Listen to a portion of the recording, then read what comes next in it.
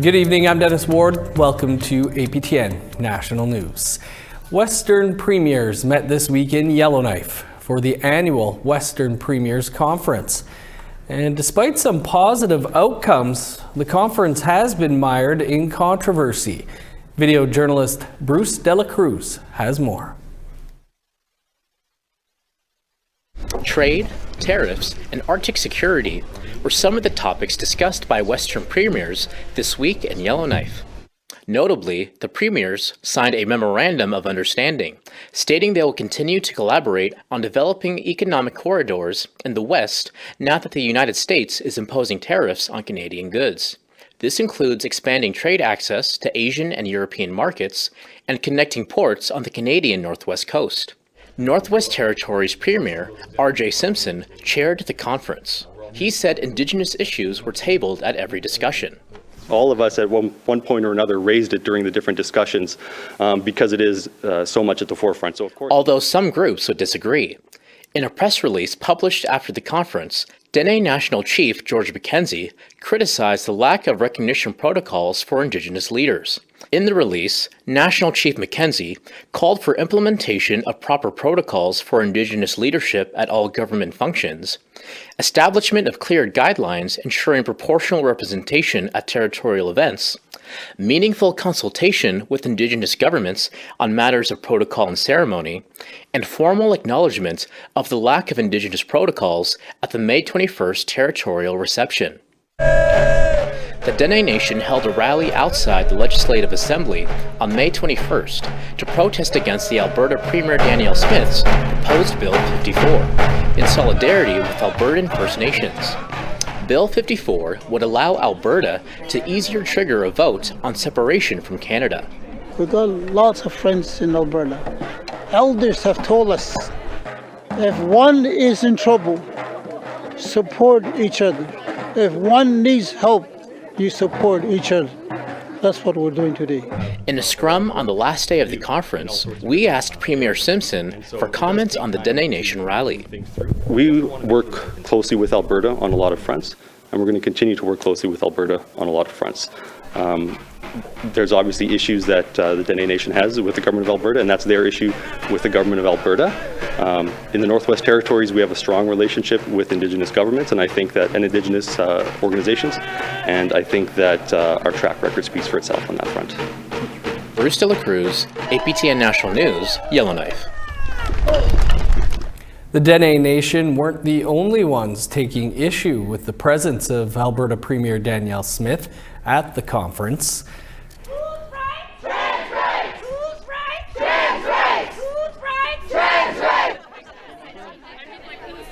Trans rights activists rallied outside the Northwest Territories Legislative Assembly after the first day of the conference.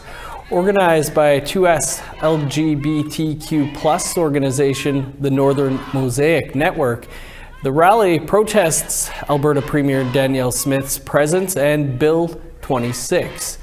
The bill prohibits gender-affirming care for trans youth, affecting those in the north who travel to Alberta for said care. After the protest, Northern Mosaic wrote an open letter to NWT Premier R.J. Smith, voicing their concerns with gender-affirming healthcare access in the north. The letter can be found on their website at northernmosaic.net. Indigenous leaders in BC are concerned over a proposed bill that would grant the BC government powers to greenlight major infrastructure projects across the province with no consultation with Indigenous peoples. Bill 15 would allow the province to speed up the approval of major public sector projects such as schools, hospitals, and post-secondary facilities through an expedited permitting procedure and environmental assessment process. The bill would apply to provincially significant private sector projects. Indigenous leaders say this bill is not in line with the United Nations Declaration on the Rights of Indigenous Peoples. Bill 15 passed its second reading on May 13th. These bills, and the bill in particular, are not only one or the other. There is a suite of bills that are potentially involved there. and the provincial government has developed them unilaterally. And it's contrary to Section 3 of the Declaration Act. The province did not take all necessary measures to ensure consistency with the United Nations Declaration on the Rights of Indigenous People. It did not consult and it did not collaborate in partnership on a government-to-government basis with First Nations. An update now on a story we reported on yesterday about the discovery of a body at a Winnipeg recycling center. Police were called to the depot early Thursday morning. In an update Friday afternoon, Winnipeg police say the homicide unit assumed the investigation and an autopsy was conducted. The findings have determined that no foul play was involved. Investigators believe the deceased went into the bin to seek shelter. Police say their investigation is ongoing and the homicide unit continues to work closely with the family. It's been 4 years in the making, but an Indigenous-themed site near Parliament Hill officially reopened earlier this month, which included renaming the site from Nepean Point to an Algonquin name. It's called Kaweki Point. Kaweki is Algonquin for returning to one's homeland, and it's located in an area where the Ottawa, Rideau, and Gatineau rivers meet. The site is part of a $45 million redevelopment plan to highlight Algonquin culture and voices. It features an unobstructed view of the National Capital Region and a footbridge to Majors Hill Park. There's also an Indigenous-themed metal artwork and statues of explorer Samuel de Champlain, as well as a First Nation scout known as Kitchi Zibi Aninini, or the Great Riverman. A retired senator is one of 3 Mi'kmaq community members asked to be part of an external review committee that's going to investigate the actions of Department of Fisheries and Oceans officers who left 2 Mi'kmaq fishers stranded in the middle of the night without footwear and cell phones. But former Senator Dan Christmas says he has not yet accepted the appointment. Last year, Blaise Sillyboy and Kevin Hartley were arrested for harvesting elvers when the season was closed. The fishermen say DFO officers seized their boots and cell phones and left them stranded at a gas station in the middle of the night, about 200 kilometers from home. An external review committee will investigate the incident and prepare a report with recommendations to the Minister of Fisheries. But Dan Christmas says he has not accepted the position yet because he has concerns these reports have little impact. I've been in this position many times where I've done many reports. I've even been involved in passing and amending legislation, and government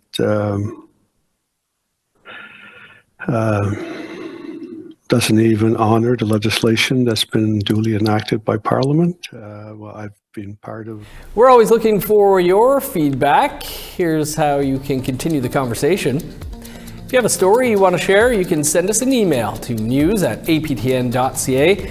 To read and watch our stories, you can go to our website, aptnnews.ca. You can also find us online on your favorite social media sites, including TikTok, YouTube, LinkedIn, and X. Follow APTN News to join the conversation and see our latest stories. Metis in Saskatchewan are heading to the polls tomorrow. We'll bring you plenty on the election after the break.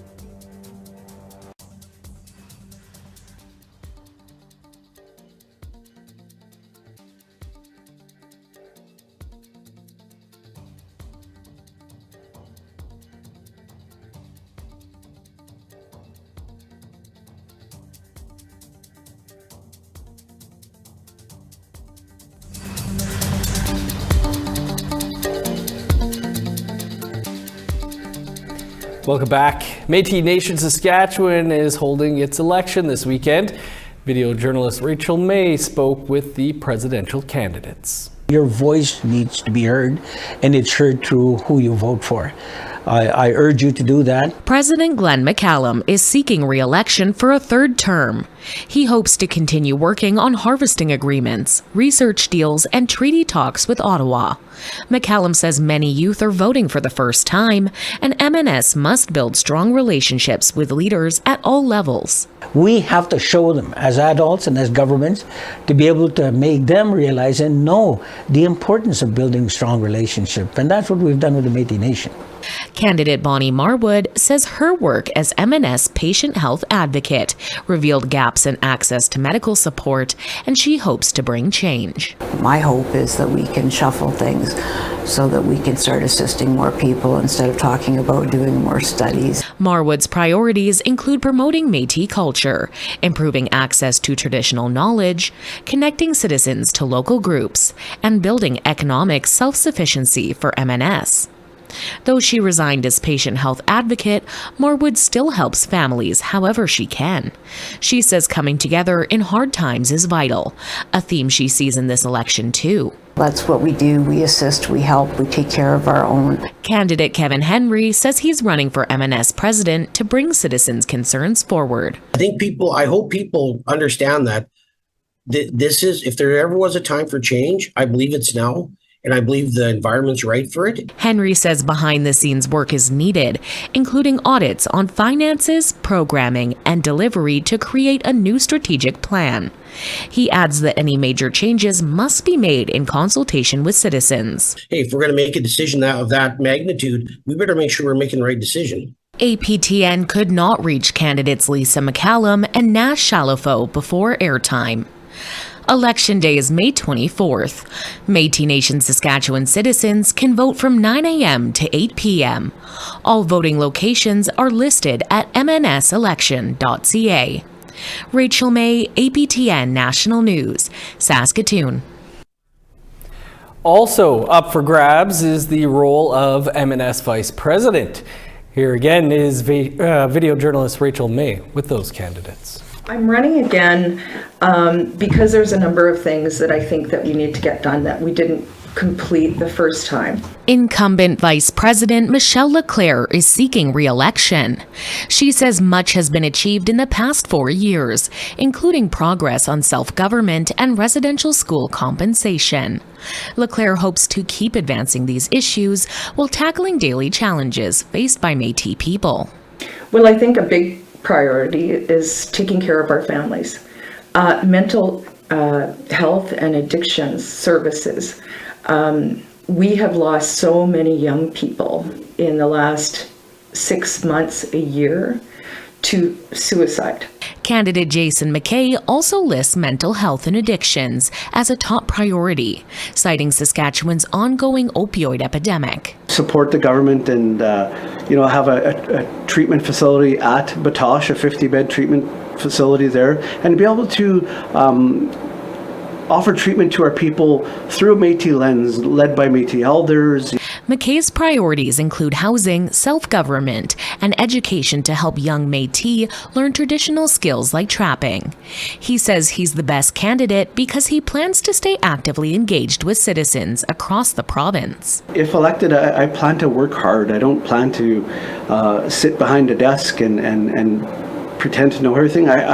I still want to get out there and see citizens and listen to them. The final candidate for Vice President, Karen LaRocque, says her focus is on strengthening Métis locals, ensuring citizens' voices are heard, promoting accountability, and making sure no one is left behind. We have to do an audit of the MNS prior to us getting into anything. One of the things that I would absolutely like to see happen is a benefits piece for our citizens. LaRocque says she's attended Metis Nation local meetings since childhood and hopes to reinstate annual general meetings with citizens after Metis Nation legislative assemblies. She says she wants to honor Métis ancestors who hope to see Métis people succeed. They had a vision for us as a nation, and they had a legacy that they wanted to leave for our youth and future generations, and that's what spurns me. Métis citizens can vote at local polls on Saturday, May 24th from 9 a.m. to 8 p.m. For a full list of poll locations, visit mnselections.ca. Rachel May, APTN National News, Saskatoon. And we'll bring you the results of the election when they are available. A big accomplishment for a law graduate from the North. We'll bring you that story and more after the break.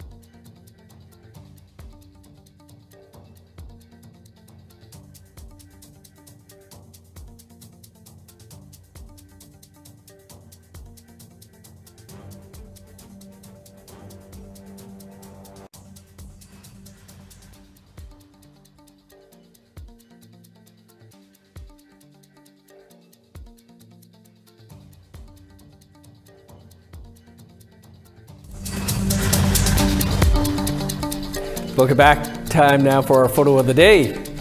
And a big thanks to Chris Sinachkate for sending in this picture of his 3 golden retrievers, Lily and her 2 doggy children, Clifford and Scarlett. Creason says they keep their house very busy and fill their home with lots of love. Have a great weekend, Creason and fam. You can send your photos to share at aptn.ca for the chance to be featured as our next photo of the day. Now let's take a look at tomorrow's weather forecast. Starting on the east coast, rain and 13 in Charlottetown, showers and 12 in Halifax. 9 in Kuujjuaq, sunny and 7 for Nain. 12 with showers in Montreal, cloudy and 13 in Chibougamau. Cloudy and 12 in Sault Ste. Marie, showers and 13 in Ottawa. 15 in Thunder Bay and Sioux Lookout. In northern Manitoba, sunny and 18 in God's Lake, 21 for Norway House and the Paw. 21 and sunny in Winnipeg and Dauphin. Sunny and 20 for Regina, Swift Current and Estevan. 23 in Meadow Lake, smoky and 23 in La Ronge. In northern Alberta, showers and 24 for High Level and Fort Chipewyan. A sunny high of 22 in Edmonton, Calgary and Lethbridge. 19 in Vancouver, 30 in Kamloops. 17 in Prince George, 11 with rain in Dease Lake. 15 in Old Crow, showers, and 14 in Whitehorse. 20 with rain in Yellowknife, 18 in Norman Wells. 0 in Sax Harbor, 13 and cloudy in Colville Lake. Sunny and 5 in Chesterfield, 6 in Arviette. 0 with snow in Resolute, +1 and flurries in Arctic Bay.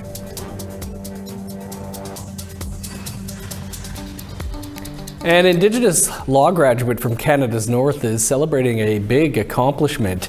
Not only did she recently complete her master's degree in law in England, she's also breaking barriers for her people and far from home at that. Sarah Connors has that story. Julian Chapez. After years of hard work and sacrifices, Julian Chapezi received her Master's of Law degree from the University of Law in Manchester last week. It's a big accomplishment for the 24-year-old, and with good reason. Chapezi is the first law graduate of Gwich'in descent. The odds were obviously against me in that aspect, especially being First Nations, coming from a small community, so I'm very proud to be where I am at this moment in my life. Chapezi was raised 200 kilometers above the Arctic Circle in Nunavik in the Northwest Territories. She originally wanted to become a police officer, but changed her mind when she became interested in politics. She credits her mother, Wanda MacDonald, a former chief operating officer for the Gwich'in Tribal Council, for encouraging her to follow her dreams. She demonstrated the fact that the long hours that she worked, those are the long hours that I now put in. So she was a role model to how I need to progress to be where I want to be in life. Of course, law school is no walk in the park. Chapezi says she had to put in many hours and late nights to achieve her dream, not to mention the culture shock of moving to another continent. She says most of all, she misses her family. Those were the sacrifices that I had to make to be where I am today. And as hard as it is not to be there, not to be present for them, I wouldn't change the fact that I've decided to come over here. Chapezi is now completing a bar training course. Once certified, she plans to practice corporate law in the UK. Sarah Connors, APTN National News, Whitehorse. And a big congrats there. Well, it was years in the making, and after a lot of hard work, APTN launched their channel dedicated solely to Indigenous languages. And this week in Vancouver, APTN executives celebrated that work. APTN's Tina House has that story.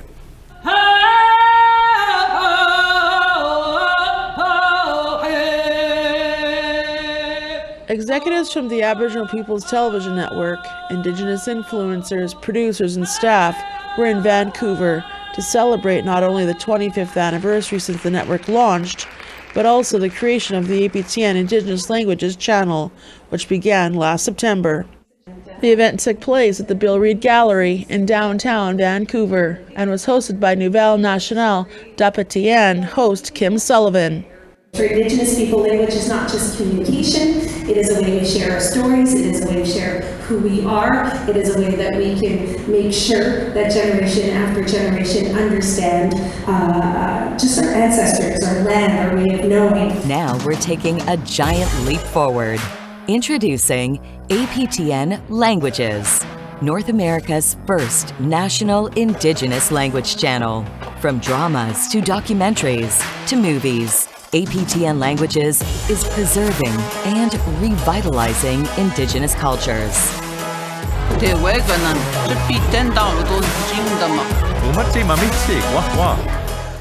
Monica Illay is the CEO of APTN, and she says she is proud to introduce the new platform that will change the landscape of the broadcast industry and further empower Indigenous people.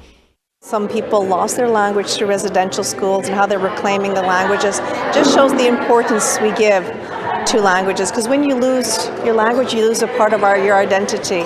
So reclaiming that is key to your future.